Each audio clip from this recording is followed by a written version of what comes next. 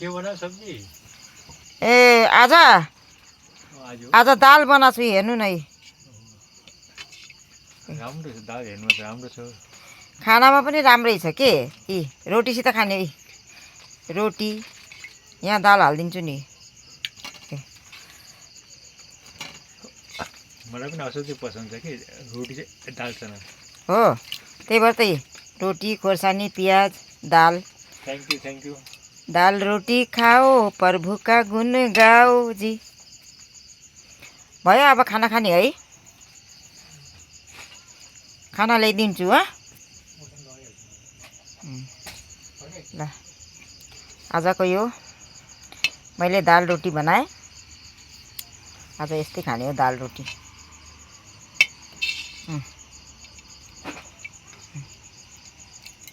दालमा आलु पनि हाल्दै थिएँ कि यत्तिकन 2टा आलु हालिदिएको बस। ओके कस्तो भएछ मेरो दाल भन्नु है।